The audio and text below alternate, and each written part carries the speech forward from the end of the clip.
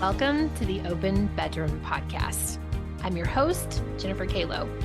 Welcome to conversations about open relationships, online dating, conscious uncoupling, and creating the relationship that truly aligns for you. If you enjoy this podcast, I hope that you do a couple things for us. Would you subscribe? Would you write a review? Maybe share us with your friends. And lastly, follow us on the Open Bedroom. We are on TikTok, Instagram, Facebook, Twitter, and YouTube. I hope you enjoy the show. Welcome back to my conversation with Dr. Sarah Hill in part 2 of the effect birth control has on your brain. If you haven't listened to part 1, go back to episode 116 and then come back and listen to the rest of this. So I've been on birth control of some form since I was 14 years old. I am now 40. I don't know what it's like to not have it. So I moved from the pill to my first child. And then after that, I had my first IUD. He is now 15. So I've had an IUD in my body, except for being pregnant with my second child the entire time that I have been an adult. And what I have read is, to your point, the profile changes that I am afraid now, if I don't have one, I may not be as attracted to Scott. And I'm like, well, what the fuck do I do with that? So I went to my OB the last time which was just this year, that I had to have my Mirena changed out because it was like 7 years in. And she was like, okay. And interestingly, here's some things that we noticed. My smell changed. I started to have this, I don't know if it was like a strong odor, but it was not pleasant like it normally is. And Scott was like, what is going on with you? And I was like, I don't know, but I can tell too. We were also like, I think in the middle of, like, we had like a new partner and we had a closed triad. So we were not using any protection. So it was also, the inside of her mixing with the inside of me because we were having 3-ways. And so that could have been part of it. But I think it was long enough that we noticed I smell different. I noticed he smelled different. I noticed I started to act differently. Instead of being so level, I'm very, very level. I was having these mood swings where I would just get really jealous or really sad, or it was weird. And so towards the end of that 7th year, Scott looks at me and was like, you really need to go get a new one put in because your hormones have changed. And I was like, you're right. So I talked to my OB and I said, like, what are my options at this point? I'm about to be 40. I don't want to have any more kids. Should I have like an ablation? Should I have my tubes tied? Should I try a different method of birth control? Should I try a copper IUD? Should I keep doing this? And she looked at me and said, I want to keep you on an IUD until you reach menopause. She was like, it's helping. And I don't know if this is true or not. I'm just telling you what she said. She said, this is help preventing uterine cancer. It's keeping everything thin inside. So there's no way you could have cancer. And I was like, okay. And she said, this is working for you. You've never had a problem with it. And it's the best form of birth control. Let's just keep you on it. And with all the like Mirena, they do all this subsidizing as well so the price is like, I think it cost me $40. $40 for the next 7 years to not have a baby. Yeah, no, that's a pretty sweet deal. So I think my question to you is, I'm curious if what I have read about you coming off of birth control really does change the profile to the point where people are getting divorced or breaking up. And then what the hell do you do if you do like your partner, at least in your current state, and then you decide, I don't want to do this anymore, or I reach menopause and I don't need to have anything anymore? What does a woman do? Okay, so I'm gonna answer your questions in reverse order. I'm ready. So the first thing is, like, if you are a woman and you're considering and you're on the pill and you picked your partner when you're on the pill or hormonal birth control of any type, the IUD, what have you, and you chose your partner when, and you're worried about going off of it, know that most of the time it's okay. So what the research seems to find is that for some women, there's no difference. For other women, it actually increases their attraction to their partner. And it's because they, chose somebody who is like, genetically and, compatible and all that stuff without even knowing. and this is the case, half the time, roughly half the time, right? Mm. You get a case where you just get increased attraction, and you get increased sexual desire, because once you start cycling again, that usually is associated with an uptick in libido, and Mhm. so that can be very positive. In some cases, it can lead women to say, "Oof, ooh, yeah, I misjudged," and that does happen, but it doesn't happen super frequently. It doesn't the research seems to suggest that it's like some studies find that, like, in some populations of women, no differences, right? Hmm. So it's like you go off the pill, you feel the same about your partner as you did before. Other studies find this opposite pattern, right? Whereas if you're with an attractive partner, you become more attracted to them and you desire sex with them more. And if you're with a less desirable partner, that it has the opposite effect, where it's like, I mean, essentially what it does is it takes the blinders off. When you go off of it, you take off the blinders, and then once the blinders are off, that can have effects of no effect. It can have the effect of like, oh my gosh, this is the best thing I ever did. Like, and now I get to really experience this person and the way they smell and they taste. And because a lot of times when you're on a pill, that stuff gets blunted, or you're not as engaged with those kinds of stimuli. And how And does the then pill differ from like being with an IUD or even the injections? I'm assuming you've Mhm. studied all of this. Yeah. And so, which was going to get me to Okay, I'm your sorry. I didn't mean story. to jump the No, gun. no, but no, I mean, this is a really great question. So I'm just trying to remember me like at 14 and like, but then I wasn't really that close to boys. I wasn't sniffing and yeah. licking them at 14, so I'm not sure. Right. Yeah. No, and like so with the shot, or with the implant, there you're kind of getting this heavy, you're having your HPG axis shut down. So that's your hypothalamic pituitary gonadal axis. This is essentially the communication pathway between your brain and your ovaries. What those things do is they get shut down when you're on those things, so you don't ovulate and you're not producing your own hormones. Mhm. And so your hormone levels are kept pretty low, and you generally, like, the blinders are going to be on. I mean, it's going to be just like the pill. You're Okay. going to have the blinders on, where you're not getting those boosts in estrogen, because estrogen is kind of like taking the blinders off, where you're like, ooh, like, I'm really into this. And for ovulating women, what we tend to find is that, when you're in the period of high fertility, like, right, in the estrogenic phase of the cycle, like, your sex partner just hits different. I mean, it just feels different. Mhm. Their skin feels better. It's just like, it's just being, you just like, they're craveable. And some of that gets blunted when you aren't having, these big estrogenic responses, that you get when you're naturally cycling. IUD is a funny one. And so here's where we're going to get back to your story. So the hormonal IUD, for almost everybody who's on it, it's like 85% of women or something like that. When they first get it put in, their brain ovary axis is shut down, right? So the communication pathway between the brain and the ovaries is shut down, which means that women are not ovulating, which means that they're not producing their own hormones. And so for these women, we would expect them to respond just like women who are on the pill, right? Because that's what the pill does, is it Mhm. shuts all that down, and then you get these synthetic hormones instead. So with the IUD, the crazy thing about it is that after a year of being on it, what they find is that for like about 80% of women, they're not ovulating. Okay. And so during that first year, most women aren't ovulating. But by the time they measure women like 5 years later, Mhm. it's something like 80% of women are ovulating.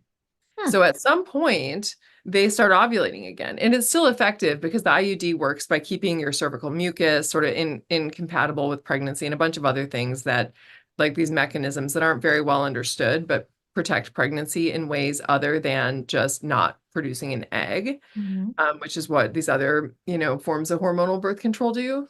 So, women who are on the IUD are a weird case, because I don't know, based on what somebody tells me about, like, if they're on it, like, what your experiences are going to depend on whether you're ovulating or not. Because Mhm. most of the side effects are felt by women who are having their ovaries shut down. Because when they're not ovulating and not producing hormones, and they're not really getting a lot of hormone from the IUD, that's a very unnatural state for women's brains to be in. Like we are hormonal creatures. And if don't have a lot of sex hormone in our system, it doesn't feel right. And a lot of times that can make women feel kind of weird and experience psychological side effects. Now, here's my guess about what happened with you. And I know this is just like hearing what you told me. This is just a guess. Given that you were on it for a long time and that everything was good and life was amazing and you were having all your usual sexual things or whatever, Mhm. but then things got weird, is I'm wondering whether one of two things happened. One, it would, maybe you weren't ovulating that whole time, right? You just weren't cycling, and then all of a sudden it's starting to wear off, and you're starting to have a hormonal transition that happens with perimenopause, which I mean starts when you're 40. I mean, it starts when women are in their late, where you start to transition, and whether some of those weird things that you were experiencing just aren't the result of some of the natural hormonal changes that go on that aren't fun and are really not, pleasant for most women who are going through them. And so then getting a new IUD in where the hormone levels are now going to be higher because it's a brand new IUD, it's going to like then sort of set you straight, right? And like put you back into feeling normal again. Another possibility is that you were already ovulating, right? So you were on it and you're ovulating and whatever. And then that last year is just part of the again, starting the beginning of the perimenopausal transition, where there's something happening there because so it could be any of the Fascinating. things. The IUD is, like I said, it's so weird because I could meet 10 different women who are all on it and their hormones could be absolutely different from one another, just depending on whether or not they've started ovulating or not. And it's the only group that's like this. Like there's no other form of hormonal birth control that is a black box in this way. Like you'd have to like test whether you're ovulating and that's something that you can do using different types of hormone tests. But if you see whether you're ovulating or not, that also might give you some information, some like intel and like insight into what's happening. I'm honestly kind of scared of like, who would I be without an IUD? Would I be the crazy woman? Would I be the one that's like super emotional every month? Because Right. what's interesting is when you have one, I don't really have a period. Every now and then I'll spot a little bit. Right. So over the years, as I have just actually had a real one, even if it's 2 or 3 days, like required a tampon, I am like, this is fucking barbaric. Like, I get mad. I am like, I don't understand why we're still bleeding. It's over. Like, I don't know how many years ago it was that I had a period, but I was just like, this is fucking weird. And so my brain thinks I'm not supposed to have periods, but I'm a Right. woman and I ovulate and I should. So Right. it's just fascinating to me, especially because a lot of my friends are into like, they call it like their moon cycle and they're very in touch with their cycle and the moon and the thing and the energy. And I'm just like, I don't understand because it's all like Right. You're like, numb to just me. shut that shit down. It like Like, doesn't I don't exist to me.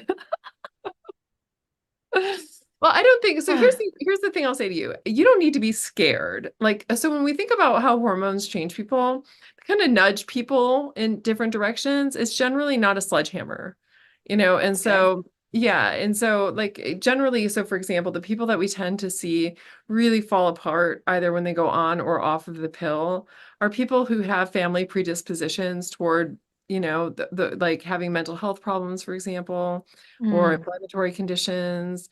And so it's not something generally, and this isn't always true because there are some types of hormonal birth control that I mean will absolutely, like there was one product I used that I won't name, but I mean I just cried solid. I was just like I was every and I thought so I was like I think that the way that this works is by making me unfuckable. Just like such nobody such wants a to fuck you basket while you're case. sobbing the entire Right, time. exactly. It's like such a basket case that nobody would touch me. That's Um, hilarious. It's so bad, but and so that people have these kinds of issues, but for the most part, it's going to kind of nudge you. And for some people who are again, it's like with the sexual orientation thing, right? If you're kind of borderline, it might nudge you into one. But usually, the people who are being nudged aren't like, oh my gosh, I was so heterosexual, like I would just, and then all of a sudden I'm so lesbian. Like it just doesn't work that way. It's kind of like kind of gives us a little push. And so for the most part, what we tend to see is that it leads to whispers and not shouts.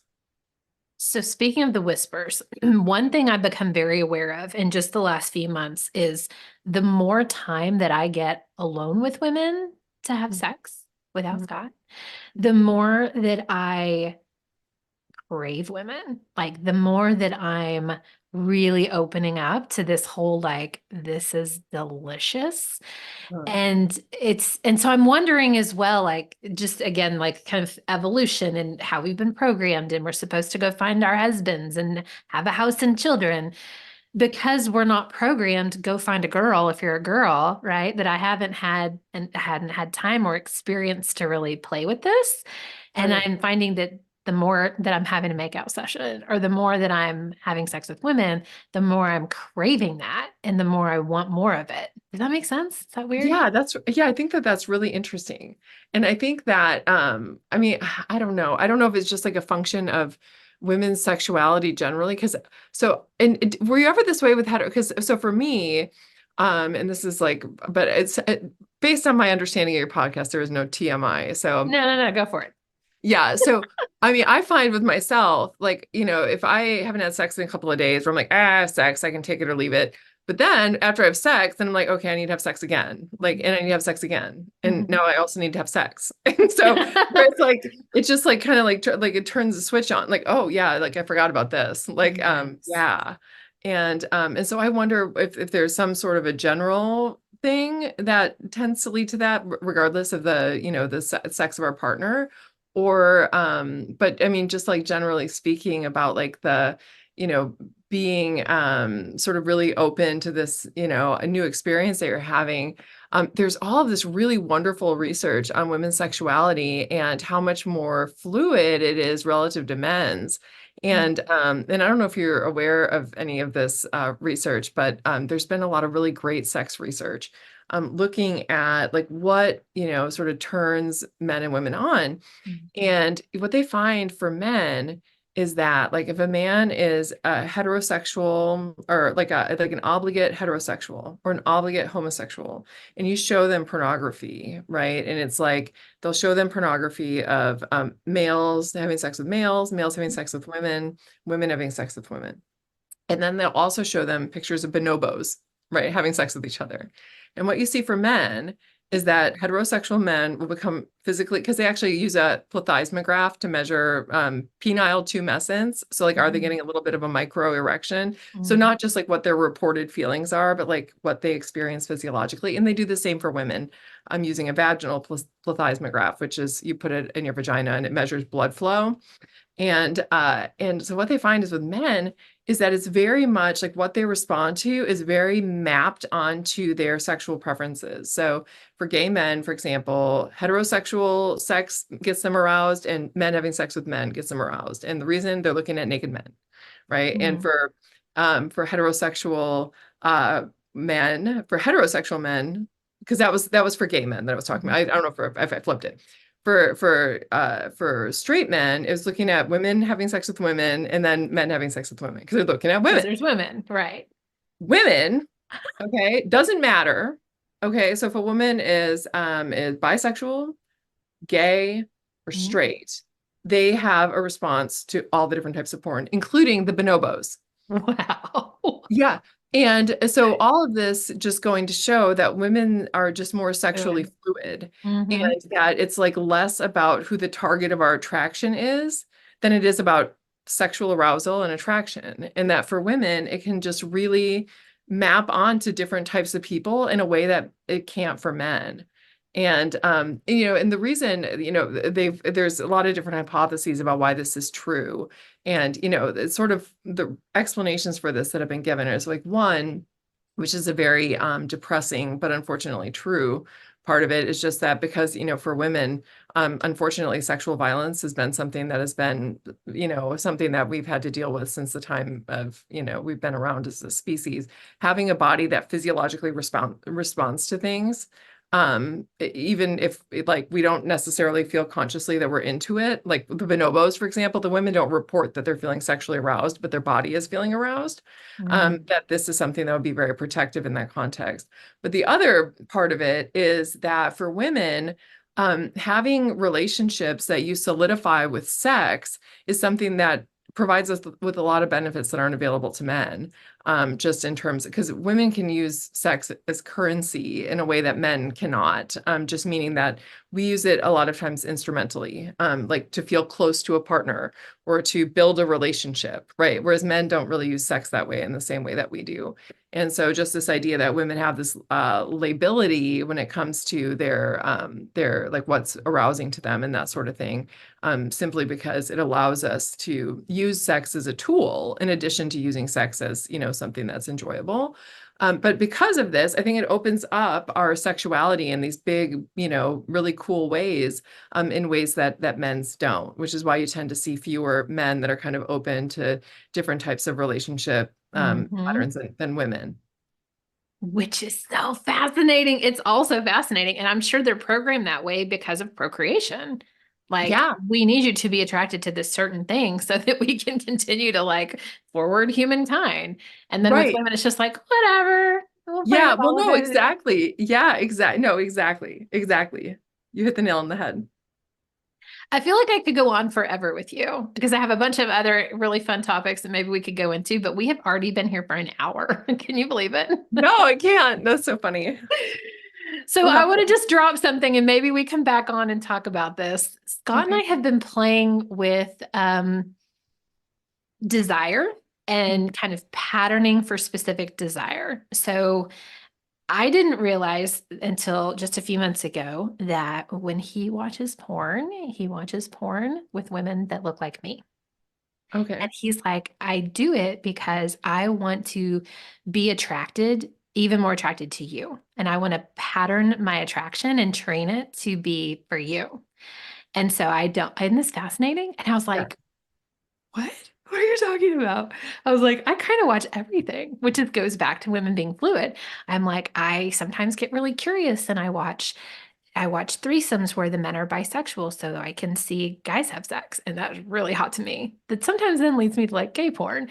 And then sometimes I watch, I don't know, like horny housewife porn. And like it's always something different. And I'm really drawn to the redheads and the blondes and that like I like all of the variety of it. And so, but he was like, well, this is the way I want to pattern myself. Like this is the way I want to teach myself. And I was like, okay. So I started playing with it.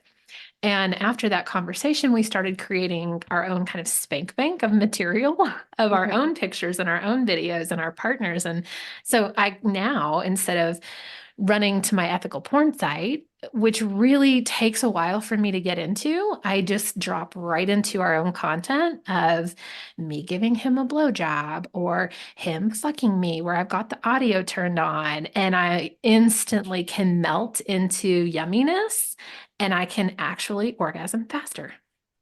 That's fascinating.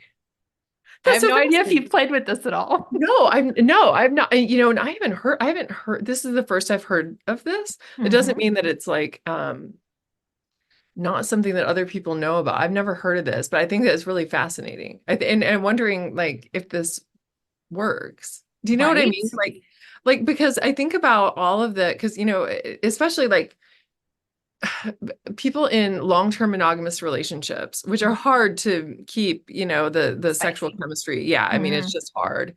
And so like whether this sort of thing would actually be really palliative to these, suffering sex lives, because what an interesting idea, right? Or for Or people, not even suffering. Like, how does it amp up your chemistry with your partner when right, now every time you see them, you're like, I was just masturbating to you this morning, like last night.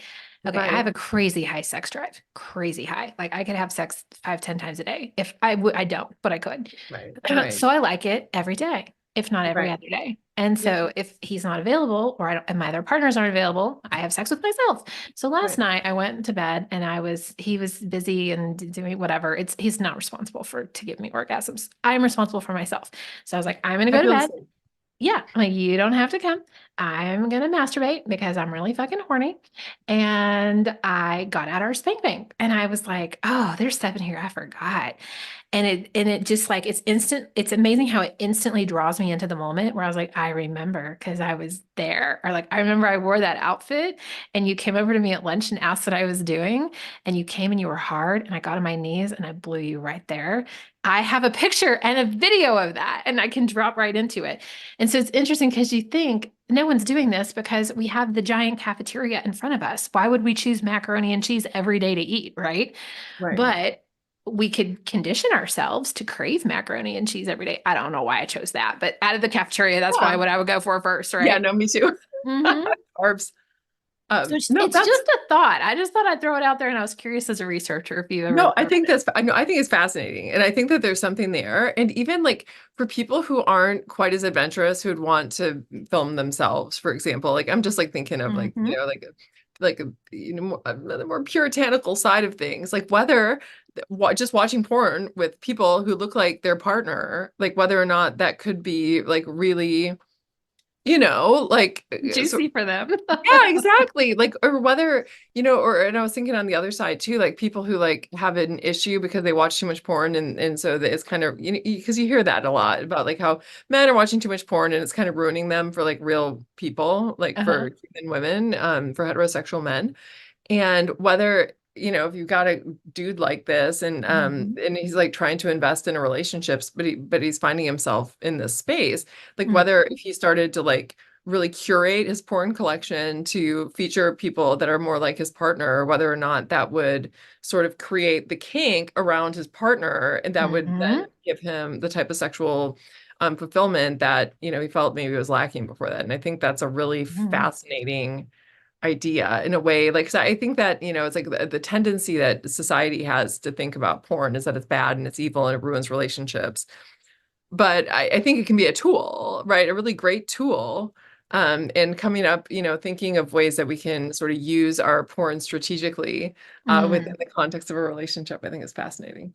I also love I love anything audible porn. So I'm Yeah. really into that. And I feel like it's such a great tool to Mm. remind us to use our minds, to use our imagination. Sometimes it puts you in a situation mentally that you're like, oh, that would be fun. I can bring that into the bedroom the next time. Also, you get to use your mind and who you imagine that your partners look like, right? So you can Right. pull from current partners or previous partners or people that you've never met that you imagined in a book or whatever. Yeah, and you It's can probably also my make your favorite. yeah, and you can also make yourself who you want too, That's because true. there was this really great study. So there's a sexologist and she studies women's sexuality at UT Austin, where I did my undergraduate degree. And her name is Cindy Meston, and she's fabulous psychologist. And she was doing studies on, what sexual arousal in women. Hmm. And generally, what you find when you put like people in front of a mirror and they see themselves, and you like show them some sort of an emotionally evocative thing, they become even more engaged in it when they see themselves. So, for example, if you show them something scary and they're looking at themselves, they're like extra scared. What she found with sexual arousal is that if you're watching porn and you see yourself, it actually kills your libido. It just makes you not into it. But I think it's because for women, so much of desire and is imagining yourself as this like, this seductress and whatever. And when you're looking at yourself and you like see that you have a crease under your eye right there, and you know what I mean, like a little funky thing happened with your eyebrow, where then it like totally kills your libido because you can't Oh, imagine yourself as this like, you see the, your whatever your kid left on your shirt or whatever, and it just like kills it. Because part of the fantasy is imagining yourself as this like object of desire, yeah. and which I think is really fascinating with women's sexuality. And again, this is one of those things where it seems to be very female specific. That's fascinating because I actually feel the opposite. where I want to watch. I'm a very high voyeur. And so we were having a 3-way a week ago or so. And I have this big, tall mirror and I pulled it right by the bed. And I had Scott and our female partner and me, and I was like riding him, and I can see her ass in the mirror, and I can see my ass going up and down on him. And I was so fucking turned on. I just had an orgasm just looking in the mirror. So I enjoy watching me again because well, I've but you're in a sexual act. So do you think true. that you just like if you were just like sitting in a chair in your sweater and like watching porn and you see yourself out of the corner of your eye, do you think that you'd be like, wow, like, Yeah, yeah. I don't know. I'll have to Um, play with this because the mirror's still there. So I could, take a look and right. see. Yeah. Yeah. I mean, Yeah. Just like, I've yeah. done mirror exercises where like you look at your vulva and sometimes I'm like, I'm a little turned on by this.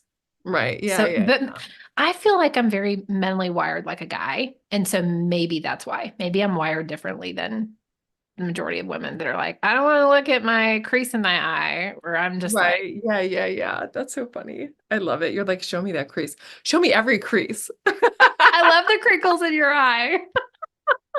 Love it. Oh my That's God, Sarah, this has been so much fun. I feel like we could just talk forever. yeah. If people are listening and they're like, I fucking need more Sarah in my life, what do you want them to do next? They can go find me on either on my website, which is sarahehill.com, and that's Sarah with an H, or I'm on social, and my handle is Sarah E. Hill PhD across all platforms. I'm most active on Instagram. Awesome. So people should follow you first. And what about your book? Who is your book for?